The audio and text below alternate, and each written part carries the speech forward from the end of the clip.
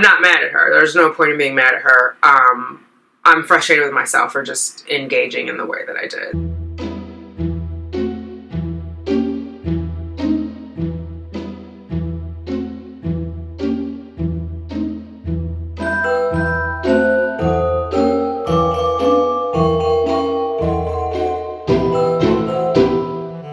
Good morning, fam. How are you? Today is Wednesday. It is the 9th of December. Happy 9th day of Vlogmas.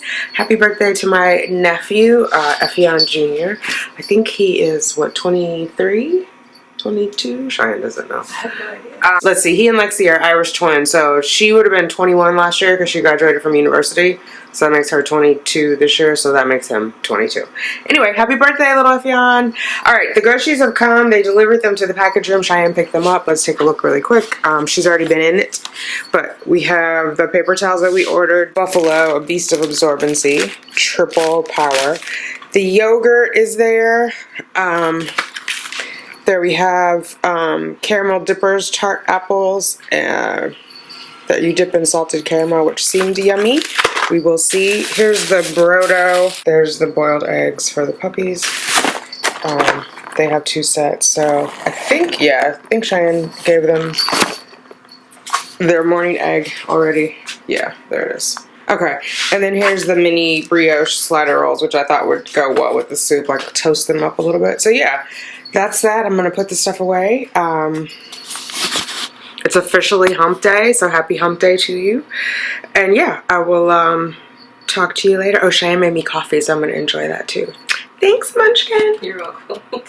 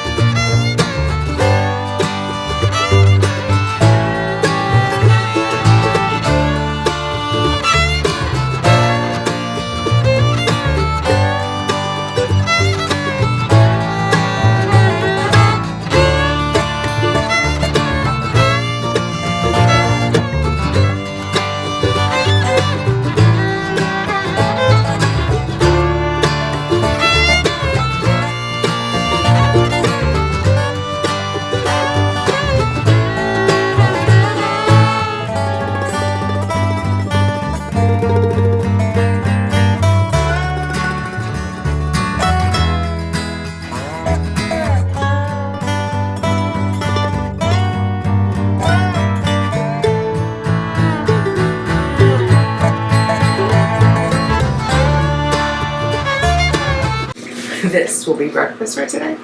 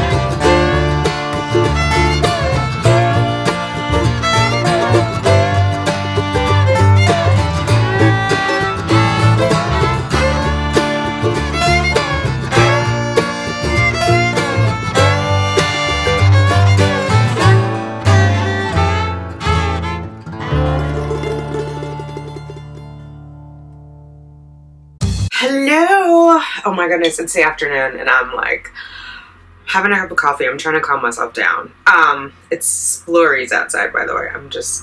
Anyway, I spoke with the financial coordinator again at Columbia, and it just sent my blood pressure through the roof. So I had to just, unfortunately, in the moment, I could feel myself getting tense, and I didn't get out of the conversation fast enough. So I just finally said, you and I are not going to solve this problem together. So let's just stop talking about it. Which is probably kind of rude. Which is probably kind of rude. I should have just thought that and graciously got out of the conversation. But I'm going to talk to her manager now. I feel like a Karen, or her supervisor. And my initial reaction when I got off with her was just like, you know, F it, fuck it. We're not going to be able to do a January retrieval. It's going to have to be February.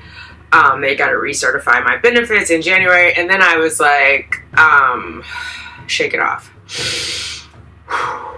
Shake it off. The devil is a liar. Like, if that is what happens, yes, then I can accept it. But I'm not going to speak that into existence and just predetermine. I'm going to continue pushing so that we can get the meds and everything else. And I have randomly a credit card coming. So I called my credit union to see where it was, because it should have been here by now. I got approved in November, like November 17th.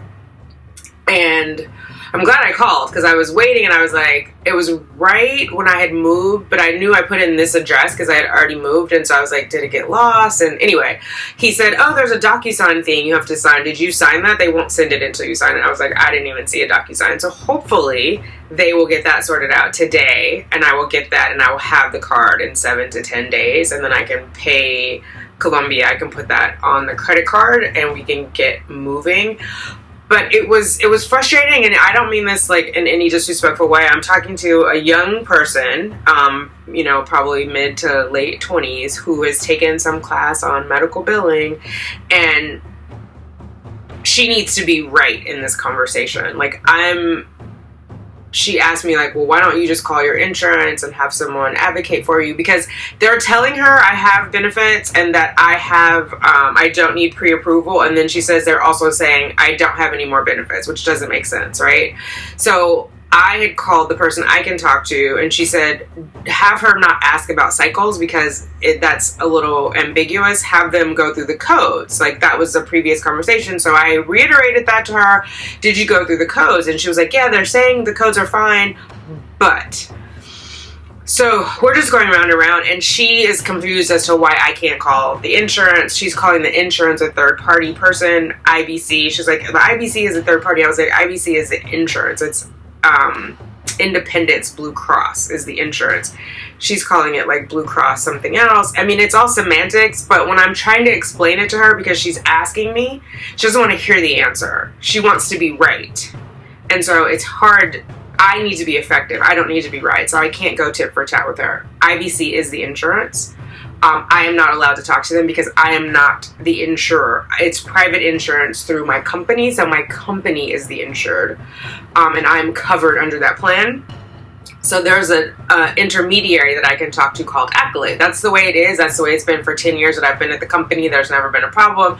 But for some reason, she's really upset that I can't talk to them and have someone call her and say, definitively, this is what it is. So because she can't get this definitive answer that she wants to have me pay on the credit card. And then she was like, and then your insurance will reimburse you. So that's when I get nervous, because then I'm like, back up. I'm not paying the insurance, so they're not going to reimburse me. I'm giving you guys my credit card number. You guys are billing. So once the insurance pays you, you guys need to reimburse me.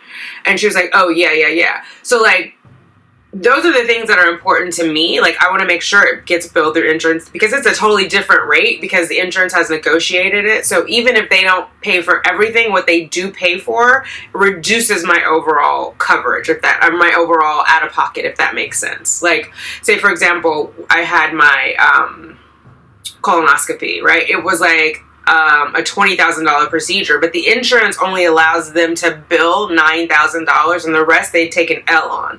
And then the insurance paid, I think, for everything except for the anesthesiologist. So then I owe $500 for that. If it didn't go through insurance and I was just paying like a cash person, I would have owed them $20,000, right? So that's what I'm saying. Even if insurance doesn't cover all of it, if they have to pay the insured the agreed rate from the insurance once insurance pays 1 cent. So I just want to make sure when she's saying you're going to be a cash customer that they're still billing insurance. That's the only thing I care about.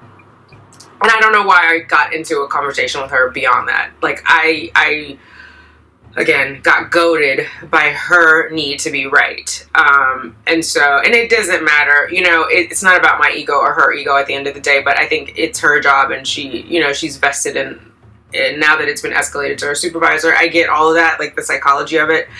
My own emotions got the best of me. So I'm just going to take a step back. I'm going to work on getting this credit card here because that's what's going to pay for it. So if I don't get it by the end of December, then for sure I have to wait until January to order the meds and all the other stuff, because I can't get approval to order the meds until I pay this deposit that they're asking for, right? So they won't even, like, meaning I have to have financial clearance before any meds will be ordered, before anything moves forward. So once I have financial clearance, which means I need that credit card so that I can pay this deposit so I can get the financial clearance, then the meds can be ordered. We're still tracking toward January. If that doesn't happen, then we're tracking toward February. So that's what I got to stay focused on and not be like emotional or in my ego. It doesn't matter if who's right or whatever. It just matters that I get to move forward, whether I have to, you know, rob a couple banks, take out a couple credit cards, take out a couple loans, whatever it is. But now it's obviously more out of pocket up front than what I had planned for. So this other credit card will be helpful. It's now beyond what my care credit limit is. Especially because I put all the dental work on there, and we ordered Cheyenne Invisalign. So that was a whole other thing. So anyway, I have to stay focused on the prize, what the end goal is. I know what my goals are, and what my end limit is. And so, yeah. But I did want to share that. I think sometimes if you get into those, don't get into it like me and have your voice raised. Just get off the phone. Just get off the phone and come back when you have a cooler head, because cooler heads prevail. And so, yeah. I mean, at the end of the day, they're going to get their money either way, right? Even if, like, they have to sue me, or which it's not going to come to that, but they're going to get their money either way. But she just is really stuck on the fact that I should be able to call the insurance and get a clearer answer for her. So because there's ambiguity there, they want the deposit, which is fine. Yeah, and then we'll see once the claims get submitted. Because I was making the point, like, all my claims so far have been paid for, and if it wasn't covered, none of it would be paid for. And she's like, oh, that's part of your regular insurance, which it's not. And again, she doesn't know what my insurance policy is. One is fertility benefits, one is regular insurance. Nothing on my regular insurance would cover anything coming from Columbia Fertility, Columbia Women's Reproductive Center. So it's semantics. It's semantics. And there's no point in me going back and forth, because nothing I say is going to change what she's saying. She's saying someone from the insurance hasn't given her the answer that she's looking for definitively. They're saying I have coverage, but I've used all my benefits. So those things are conflicting, and I get it. Again, this is a person who's gone and gotten some certificate or class or whatever on medical billing, and now we've gone beyond the scope of what has been in that training. So I'm not mad at her. There's no point in being mad at her. I'm frustrated with myself for just engaging in the way that I did. So anyway, the stakes are high, emotions are high. I almost was in tears, honestly, and that's when I was like, and my voice was quivering, and that's when I was like, I gotta get off the phone. But I did say snappily, like, you and I are not gonna solve this. Let's just stop talking about it. So, my bad. I'm human. We'll do better next time, right? All right, I feel better just talking to you guys. Thank you. Hey, fam. Look who I'm watching. Uh-oh, it's doing a flash. Genesis Lovings TV. Can you see her channel name there?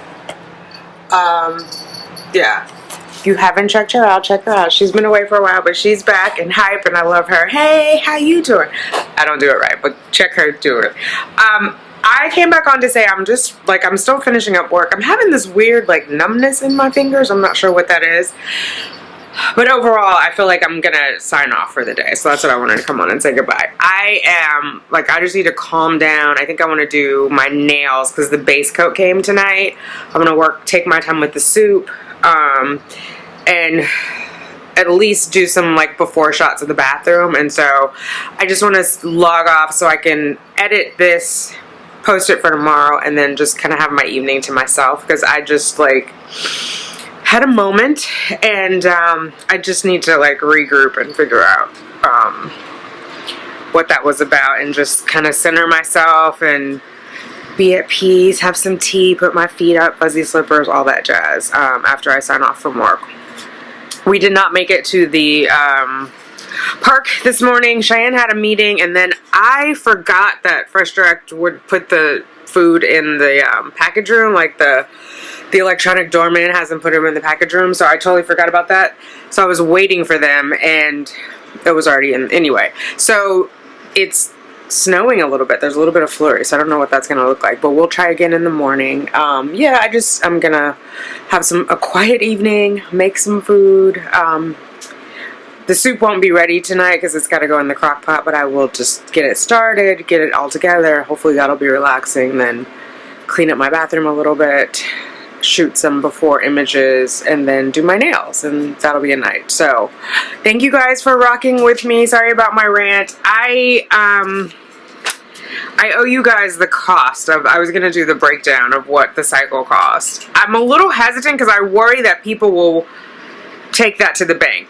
The cost is for this specific clinic in New York City. It's going to vary where you are, but I will put it on there just so you have a range, so you have some sort of guidance, but you're going to have to work with your individual, and it is the out-of-pocket cash price cost.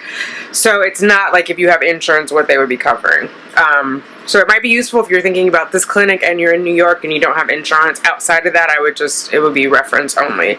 But I will do that tomorrow, and we can talk about that. But let me know your thoughts down below, and I'll incorporate it into tomorrow's video. Like, overall, I think, does it give you agita, like balancing out the finance portion and getting the green light? Is it just par for the course? It's very different than any other insurance, I guess. Like if you have, like I had the oral surgery, like how much was insurance going to pay, how much wasn't it going to pay? And I was just like, well, I know I'm going to do it, so go ahead. And I feel like that's what I'm doing with the fertility benefits. Like I know I'm going to do it, so just go ahead. So I'm not sure why I lost a gasket, but yeah, I got to check myself. What are your thoughts? How are you guys doing? What happens when you talk to the coordinator at your clinic, if you're at a clinic, and then you go back and it was weird because, you know, the coordinator included, and I'm on a tangent, sorry, but she included things for like ICSI and blah, blah, blah. So then I had to write to the doctor and say, why would we be doing ICSI on a 27-year-old donor? And then she came back, no, we're not doing that. So there was a disconnect between even what the coordinator was putting on there versus what the doctor was recommending. And I hate to like nickel and dime people like that, but I was like, if I don't need it, I'm not paying for it. You know what I mean? So let me know your thoughts. I'll talk to you later. Bye. Baby, that's to us all.